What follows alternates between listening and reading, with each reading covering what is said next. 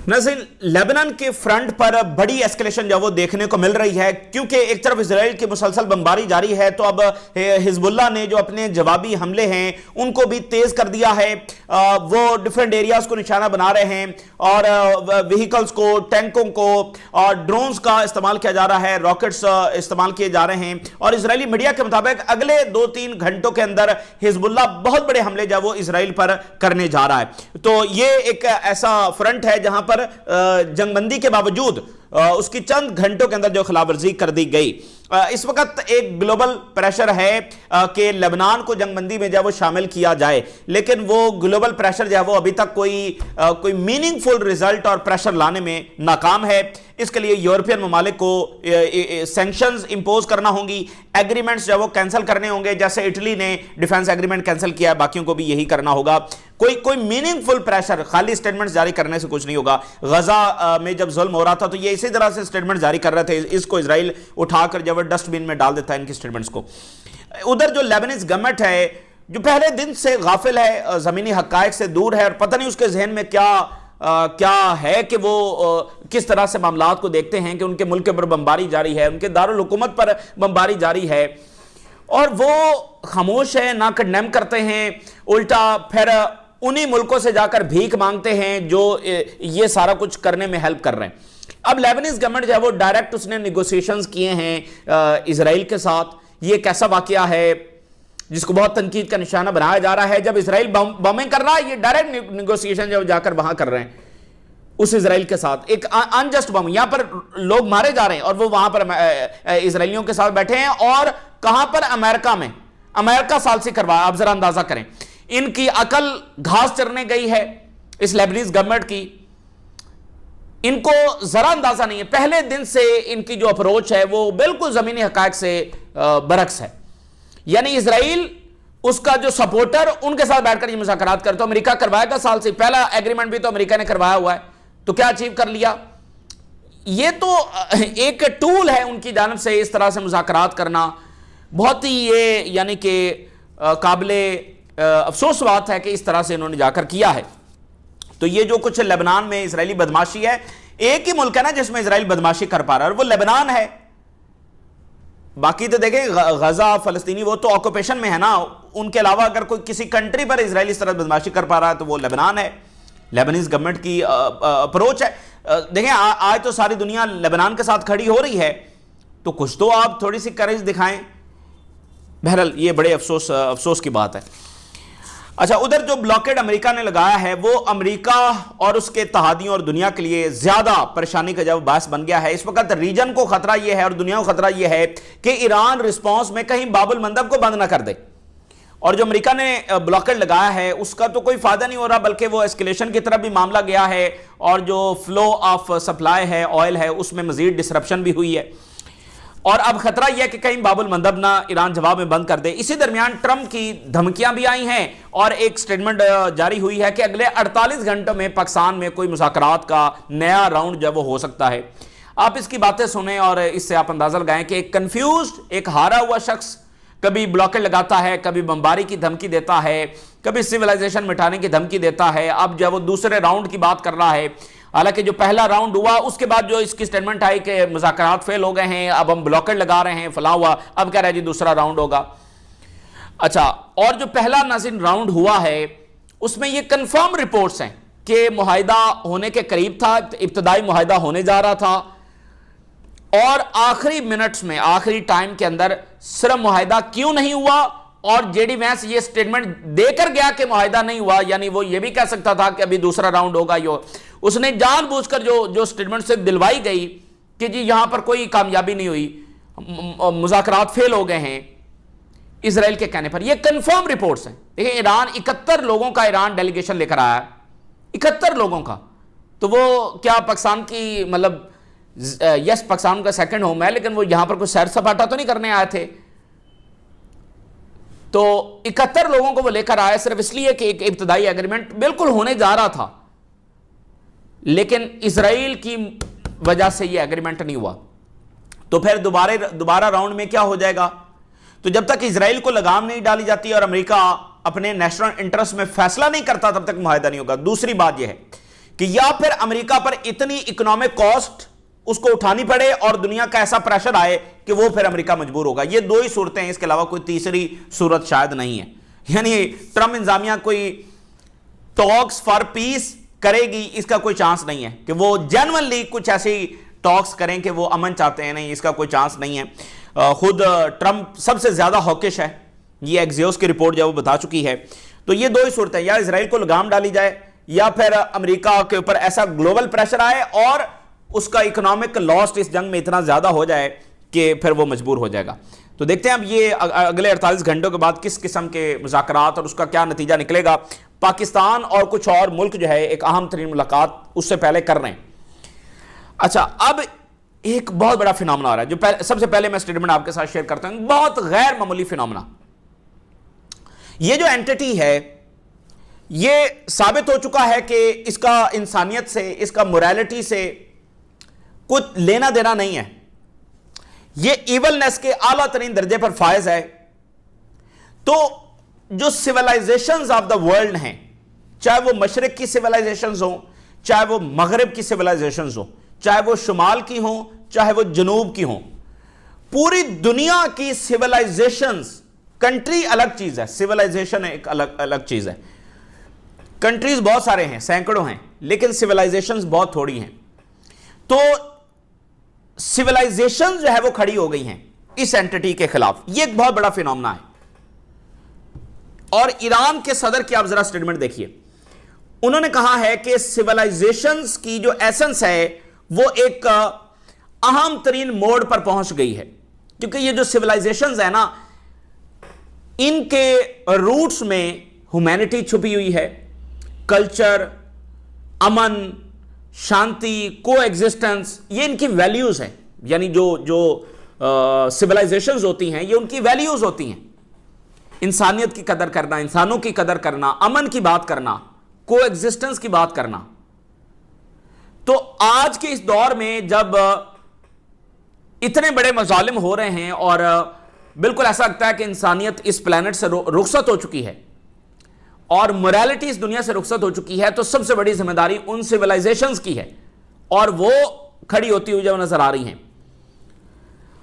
तो कौन सी civilisation? Iran के सदर ने तारीफ की है स्पेन की, Spain is a civilisation, China is a civilisation, Russia, Turkey, आप देखिए टर्की की क्या सिविलाइजेशन है, इटली, भाई इटली मगरब की सबसे बड़ी सिविलाइजेशन, एंड इजिप्ट, दुनिया की कदीम तरीन सिविलाइजेशन, दरिया नील के किनारे ही आपको पुराने जो मिलती हैं, हजारों साल की जो तारीख है ये दरिया नील के किनारे आपको मिलती है। तो मिस्र, तो ये ईरान के सदर ने तारीफ की है कि ये जो सिविलाइजेशंस उठ खड़ी हुई हैं, क्योंकि सिविलाइजेशंस के लिए ये अहम तरीन मोड़ है कि इतना बड़े सानिहात हो रहे हैं, सानिए हो रहे हैं गजा में, लेबनान में, और जो मुल्कों के ऊपर अटैक्स हो रहे हैं जैसे ईरान पर हुआ, और इंसानियत और मोरालिटी जैसे रुखसत हो गई है दुनिया से। तो सिविलाइजेशंस के लिए अहम तरीन एक इम्तिहान है कि वो खड़ी हों और बात करें। तो उन्होंने नाम लिए हैं कि Spain, China, Russia, Turkey, Italy and मिस्र, ये जिस तरह से वॉर मॉन्गरिंग एंटिटी के खिलाफ खड़े हो गए हैं, ये बहुत काबिल तहसीन है। और ये चीज इनकी हिस्टोरिकल रूट्स और डीप कल्चर के अंदर मौजूद है कि ये इंसानियत के लिए आवाज उठाएंगे, जब इंसानियत को जरूरत होगी तो आखिरकार ये खड़े होंगे। तो यहां पर तो ये सिविलाइजेशन को लड़वाने की बात कर रहे थे, लेकिन मशरिक और मगरिब दोनों सिविलाइजेशन खड़ी हो गई हैं इस कॉमन थ्रेट के खिलाफ। ये काफी इंपॉर्टेंट बात। और प्रेसिडेंट ऑफ चाइना क्या कह रहे हैं, एक बार फिर उनकी स्टेटमेंट आ रही है, ही सेड कि world order is crumbling, shake कर रहा है, as Spain seeks closer China ties. World order जब वो शेक कर रहा है, तो चीन के सदर ने यही बात की है कि जो नई दुनिया हमने बनानी है वो इंसाफ और अमन के ऊपर जब मुबनी होगी। और स्पेन के प्राइम मिनिस्टर ने कहा है कि हम चीन के साथ मजबूत ताल्लुकात बनाएंगे। उनसे जर्नलिस्ट ने सवाल किया कि इससे तो ट्रंप बड़ा ऑफेंड होगा, तो उन्होंने कहा कि अगर उन्होंने ऑफेंड होना है तो वो होते रहें, जिसने ऑफेंड होना है स्पेन से होता रहे। स्पेन की फॉरेन पॉलिसी का एक क्लियर विजन है कि हमने चाइना के साथ अच्छे ताल्लुकात रखने हैं और हम रखेंगे। So both Spain, China, two big civilisations, और ईरान अ बिग सिविलाइजेशन। तो अब सिविलाइजेशन का एक अलायंस आप देखिए बनता हुआ नजर आ रहा है। उधर जनाब अली ट्रंप की जरा पहले स्टेटमेंट्स देख लें। ट्रंप ये कह रहा है कि रिजम्पशन हो सकती है अमेरिका और ईरान टॉक्स की अगले 48 घंटों के अंदर, और ये पाकिस्तान में हो सकते हैं, ये पाकिस्तान के अलावा कहीं और हो सकते हैं, बट ज़्यादा पाकिस्तान ही की बात जब सामने आ रही है, Pakistan is the only option. तो अब आप ज़रा अंदाज़ा करें इस शख्स का आपने करना क्या है।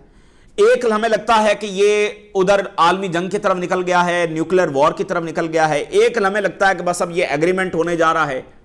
मतलब हैरान कुन है बस। अब ये एक इंतहाई कंफ्यूज्ड और हारा हुआ शख्स, भाई ब्लॉकेड लगाया तो लगाओ, ब्लॉकेड कर लो जो करना है भाई। पहले भी तो 40 दिन जंग की है ना, उससे पहले जून में भी बमबारी की है, तो अब मुज़ाकरात किस लिए करने? मुज़ाकरात तो अभी करके हटे हो, और मुज़ाकरात में ईरानी शरात वाज़ेह हैं कि हमें उनकी बड़ी प्रिंसिपल डिमांड्स हैं। खैर, उधर ट्रंप ने फिर यूरोपियंस को बुरा भला कहा कि यूरोपियन लीडर जो है उन्होंने हमें हेल्प नहीं किया स्ट्रेट ऑफ हॉर्मज़ खुलवाने में। बिल्कुल, अब ज्यादा कोई तवज्जो इस पर दुनिया दे नहीं रही है। स्ट्रेट ऑफ हॉर्मज़ जो खुला हुआ था, इसकी अहमक तरीन पॉलिसियों की वजह से बंद हुआ। अब कह रहा है यूरोपियंस नहीं आए उसको खुलवाने के लिए, आज फिर उसने कहा है। और दूसरा फिर कहता है कि हमें जरूरत नहीं है। एक ही सांस में कहता है हमें जरूरत नहीं है, दूसरी सांस में कहता है कि ये खुलवाने के लिए नहीं यार, उन्होंने बड़ा गलत किया और हम याद रखेंगे। तो ये बात तो फिर साबित होगी ना कि यूरोपियंस नहीं आए और अमेरिका अपनी मिलिट्री माइट के जरिए नहीं खुलवा सका। आज तक अजम्पशन ये थी कि जब स्ट्रेट ऑफ हॉर्मज़ बंद होगा अमेरिका खुलवाएगा, सो अमेरिकी मिलिट्री तो फिर नहीं खुलवा सकी ना। बस यही इख्तिताम होता है एक एम्पायर का, और क्या होता है। और फिर ट्रंप ने पोप के खिलाफ स्टेटमेंट दी है कि पोप जो है वो अंडरस्टैंड नहीं करता ईरान न्यूक्लियर थ्रेट। अब आप देखें ना कि एक बिला वजह की चीज के ऊपर इसने फड्डा डाल लिया। न्यूक्लियर वो जो जिसको इतना मिस यूज किया गया, इस न्यूक्लियर सो कॉल्ड थ्रेट को कितना मिस यूज किया गया है। आज तक ईरान ने न्यूक्लियर नहीं बनाया, और नेतन्याहू 30 साल से कह रहा है कि ईरान सिर्फ 2 हफ्ते दूर है न्यूक्लियर बनाने से। उस बुनियाद पर यह पोप से फड्डा डाल रहा है उस अजीबोगरीब बात के ऊपर। तो बहरहाल क्या कह सकते हैं, खुद अमेरिका में और यूरोप में इसका रिएक्शन जो वो आ रहा है। Saudi Arabia, Pakistan, Egypt and Turkey, इनके फॉरेन मिनिस्टर जब वो अहम तरीन मुलाकात करने जा रहे हैं। इससे पहले ये 4 फॉरेन मिनिस्टर्स ने मुलाकात की थी, जिसके बाद जंगबंदी हुई और टॉक्स आगे बढ़ी। तो अब ये 4 फॉरेन मिनिस्टर एक बार फिर मुलाकात करने जा रहे हैं, और उसके बाद ट्रंप कह रहा है कि ये टॉक्स वगैरह होंगी। यानी ये दोनों चीज़ें जब वो पैरेलल चल रही हैं। ये 4 मुल्क हैं जो इस वक्त मेडिएशन का किरदार अदा कर रहे हैं, डेफिनेटली चाइना। लेकिन अब मिस्र के फॉरेन मिनिस्टर आप देखिए कि वो अमेरिका पहुंचे हुए हैं, तो अमेरिका से होकर वो इधर इन टॉक्स के अंदर जो वो पहुंचेंगे। सो लेट्स सी कि क्या होता है। लेकिन जो वॉल स्ट्रीट जर्नल के मुताबिक सऊदी अरेबिया को सबसे बड़ा खतरा है, और वो बार बार कह रहा है अमेरिका को कि वो ब्लॉकेड खत्म करे ईरान का। सऊदी अरेबिया कह रहा है ब्लॉकेड खत्म किया जाए, क्योंकि सऊदी अरेबिया को खतरा यह है कि बाबुल मंदब को बंद किया जा सकता है, और बाकी मुल्कों को भी यही खतरा है। इससे यह है कि जो सऊदी अरेबिया का सारा ऑयल है वो रेड सी से जा रहा है, और ईरान और यमन ने उसको अभी तक बंद नहीं किया है, सिर्फ सऊदी अरेबिया की वजह से। तो वो बंद हो जाएगा, और एक अहम तरीन जो इंटरनेशनल ट्रेड रूट है वो भी बंद हो जाएगा इसके साथ। तो इसलिए सऊदी अरेबिया कह रहा है कि डी एस्केलेट करो। सो ये बहरहाल दुनिया का प्रेशर है। यूएस सेंट को हमने बताया है कि 10,000 अमेरिकी मिलिट्री पर्सनल, 12 वॉरशिप्स और दर्जनों एयरक्राफ्ट जो हैं वो ईरान के ब्लॉकेड में हिस्सा डाल रहे हैं। अच्छा जी, ऑयल डिमांड जो है वो जो डिसरप्शन है ऑयल मार्केट के अंदर वो बहुत ज़्यादा बढ़ती चली जा रही है, और ब्रॉडर ऑयल शॉक ये इस वक्त जब वो फेस किया जा सकता है, ये आ सकता है दुनिया के ऊपर। यानी एनर्जी मार्केट्स जब वो हिली हुई हैं, और इस बदलती दुनिया में एक और काम हो रहा है। साउथ कोरिया ने डायरेक्ट निगोशिएशन शुरू कर दी है ईरान के साथ। वो साउथ कोरिया जिसने इस वक्त बड़ा स्ट्रॉन्ग स्टांस लिया हुआ इजराइल के खिलाफ। तो ये देखें, ईरान ने 3 कैटेगरीज में मुल्कों को डिवाइड किया ना। एक वो जो ईरान की आइडियोलॉजी के साथ हम आंग हैं, उनके जहाज फ्री में गुजरेंगे। दूसरे जो न्यूट्रल हैं उनको टैक्स देना पड़ेगा, और तीसरे जो हॉस्टाइल हैं वो गुजर ही नहीं सकते। तो ये बड़ी इंपॉर्टेंट बात है। फ्रांस ने वहां पर वीटो किया तो फ्रांस के जहाज फ्री में गुजर गए। ये बड़ी इंपॉर्टेंट बात है ना कि ईरान ने उसको 3 कैटेगरीज में डिवाइड किया हुआ है। कि जो हमांग हो जाएगा आइडियोलॉजी के साथ और इस एंटिटी के खिलाफ खड़ा होगा, उसके जहाज फ्री में गुजरेंगे। सो साउथ कोरिया ने डायरेक्ट निगोशिएशन जब वो शुरू कर दिए हैं और इनके 26 जहाज, बहरी जहाज और टैंकर जब वो फंसे हुए हैं पर्शियन गल्फ के अंदर, तो उनके लिए डायरेक्ट निगोशिएशन साउथ कोरिया ने शुरू कर दिए। अमेरिका सब बात नहीं कर रहे, ईरान से बात कर रहे हैं। ये एक और अमेरिका के शिकस्त का सबूत है। और ईरानियन हैकर्स ने एक और बहुत बड़ा ऑपरेशन कर दिया है। इसके अंदर जनाब अली उन्होंने मुसाद और शिनबत की जो फैसिलिटीज हैं, उनके एजेंट्स हैं, उनका डेटा जब हासिल कर लिया। इवन स्पाई चीफ्स हैं इनके फॉर्मर, उनके जो घर हैं, उनकी रिहाइशें हैं, वो भी सारी उसका डेटा इन्होंने जब वो हासिल कर लिया है। एरियल सर्वेलेंस जब वो इन हैकर्स की जानिब से हासिल की गई है, सेंसिटिव इजरायली साइट्स की, मुसाद फैसिलिटीज, एयरफोर्स पायलट्स, इनके जो रेजिडेंसेज हैं, इनके घर हैं, सीनियर इंटेलिजेंस ऑफिशियल्स, उनके रेजिडेंसेज, ये 1 महीने से भी ज्यादा का ये ऑपरेशन था और उन्होंने ये सारा डेटा जो हासिल किया। और ये ईरानी हैकर ये बता रहे हैं कि जो लोकल कोलैबोरेटर्स हैं उन्होंने भी हमें सपोर्ट किया। एरियल फुटेजेस उन्होंने हासिल की हैं, टॉप सीक्रेट जो मुसाद हेडक्वार्टर्स हैं उसकी उन्होंने हासिल की हैं, इजरायली एयरफोर्स पायलट्स, ईरान का जो डेस्क संभालने वाले मुसाद यूनिट्स हैं और शिनबत के, as well as the travel route उनकी और डेली जो मूवमेंट है वो भी उन्होंने हासिल की है।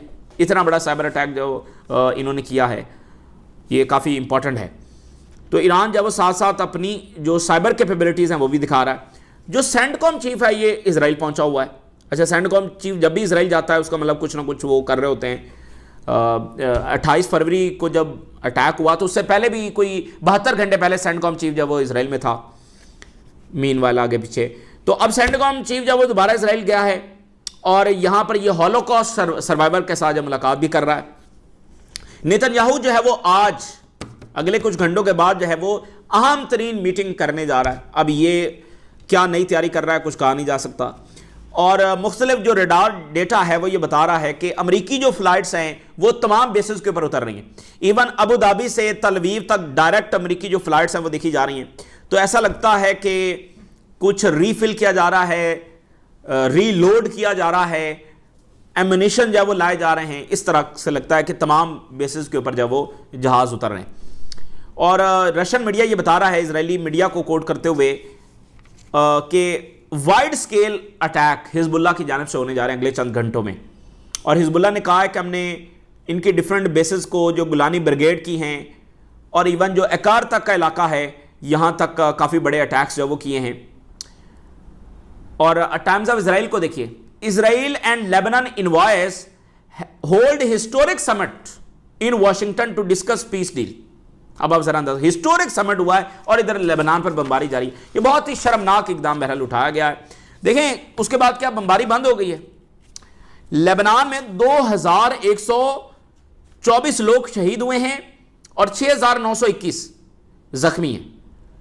और पेजर्स अटैक को लेबनीज गवर्नमेंट भूल गई है। इतना खौफनाक, वैसे बाय द वे ये पेजर्स अटैक जो है ना, वो भी हंगरी से पेजर्स जब वो आए थे, विक्टर ऑर्बन की हुकूमत जो कि फारिग हो चुकी है, जो कि इजराइल की सबसे बड़ी इत्तेहादी हुकूमत थी।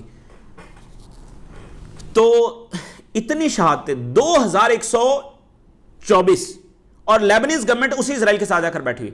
कुछ थोड़ा सा इनको लिहाज करना चाहिए था। बहुत ही अफसोसनाक इकदाम इन्होंने उठाया है। देखिए ये टूल है उनका बदमाशी जारी रखने का। उसी इजराइल के साथ बैठे हैं और बैठे भी अमेरिका में जाकर हैं। अमेरिका करवाएगा इनकी साल से, अमेरिका रुकवाएगा इनके ऊपर बमबारी। और मार्को रूबियो की स्टेटमेंट देखिए, कहता है कि 6 घंटों में तो फिर मसला हल नहीं हो सकता। अच्छा, बमबारी नहीं रुकवा सकते तो वेस्टर्न मुनाफकत इनको अभी तक लेबनीज गवर्नमेंट को समझ नहीं आई है। इनको यह बात समझ जानी चाहिए कि भीख मांगने से इनको रहम की भीख नहीं मिलेगी।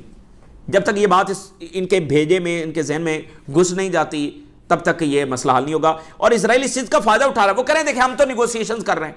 ओ भाई, लेबनीज गवर्नमेंट तो उल्टा उनको जवाब दे रही है कि देखें हम तो निगोशिएशंस भी कर रहे हैं। निगोशिएशन हमेशा इजराइल की जानिब से एक टूल है, वो कभी मीनिंगफुल निगोशिएशन नहीं करेंगे, वो सिर्फ ताकत की जुबान समझ। मैक्रोन ने कहा है कि लेबनान को शामिल करना चाहिए जंगबंदी में, लेकिन अभी तक ये जो सारा यूरोपियन प्रेशर है ये किसी काम का नहीं है। लेकिन अच्छा है, अच्छी डायरेक्शन में ये सारे मुल्क बढ़ रहे हैं। खुशाइंद है कि उन्होंने बहरहाल ये सारी बातें करना शुरू कर दी हैं। अब कुछ वो प्रैक्टिकल स्टेप उठाएंगे तो फिर इजराइल अंडर प्रेशर आएगा, वगैरह स्टेटमेंट्स उनकी डस्टबिन में जाती हैं। तो अब आप जरा देखिए, पिछले 6 महीनों में जब से गजा में सीज फायर हुआ है so called, 2400 Israeli cease fire breaches हैं, 754 फलस्तीनी जब शहीद हुए। ये सीज फायर है, ये सीज फायर है। तो इस एंटिटी के साथ कौन मुज़ाकरात करेगा और क्या कामयाबी होगी, मुझे बताइए, जिसने सीज फायर के ये अभी भी सीज फायर है, 754 लोग, कोई कीमत ही नहीं इंसानी जानों की, कोई हैसियत नहीं है, बस 754 लोग मारे गए। तो इस वक्त यूरोप से जो स्टेटमेंट्स आ रही हैं, बरतानिया ने कहा है UK slams US Israel war on Iran as folly, ये एक फुलिशनेस है, ये एक स्टूपिड वॉर है, बरतानिया कह रहा है। बरतानिया ने अपना क्रिटिसिज्म जो है वो अमेरिका और इजराइल पर तेज कर दिया है और उन्होंने क्वेश्चन किया है कि अमेरिका और इजराइल की अप्रोच क्या है इस जंग में, इसमें हासिल क्या करना है। भाई ना ईरान में रजीम चेंज हो सकती है, ना ईरान को जो है वो उनका बैलिस्टिक मिसाइल प्रोग्राम खत्म हो सकता है, ना उनका न्यूक्लियर प्रोग्राम खत्म हो सकता है, जंग लंबी चलेगी, ना स्ट्रेट हॉर्मुज़ खुलवाया जा सकता। इसका मकसद क्या है, जबकि एक निगोशिएशंस हो सकते थे। जिस अंदाज में ये जंग कंडक्ट की जा रही है, इससे सीरियस क्वेश्चंस उठ गए हैं regarding the absence of clear defined objectives. अगर अमेरिका और इजराइल ने तबाह कर दिया होता ईरान को और शाम और इराक बना दिया होता, ये यूरोपियंस को कोई मसला नहीं था। इनको मसला तब पड़ा है कि अब चूंकि ईरान स्टैंड कर गया ना, ईरान सर्वाइव कर गया और उससे इनकी इकोनॉमीज के ऊपर मसला आ रहा है, ये इनको मसला है और कोई इनको मसला नहीं है। तो CNN, यूरोपियन जो काउंसिल के प्रेसिडेंट हैं, उन्होंने शदीद तनकीद का निशाना बनाया। उन्होंने कहा कि अब blockade is never the answer, blockade से कुछ हासिल नहीं होगा। ये CNN कोट कर रहा है यूरोपियन प्रेसिडेंट को। कनाडा से जो सर्वे सामने आ रहा है, 80% कैनेडियंस ने मुखालफत की है इजराइल की। और पोप ने स्टेटमेंट जवाब में जारी की है कि खुदा उनके साथ नहीं है जो एरोगेंट है। अब ये उन्होंने किसको मुखातब किया, ये आप समझ ही सकते हैं। उनके साथ गॉड नहीं है जो एरोगेंट है। और इससे पहले उन्होंने कहा था कि जंग करने वालों की, जंग मुसल्लत करने वालों की दुआएं गॉड नहीं सुनता। तो ये ताज़ा तरीन डेवलपमेंट्स हैं जो आपके साथ शेयर किए। हमने राज रोगा करें, इजाज़त दीजिए, अल्लाह हाफ़िज़।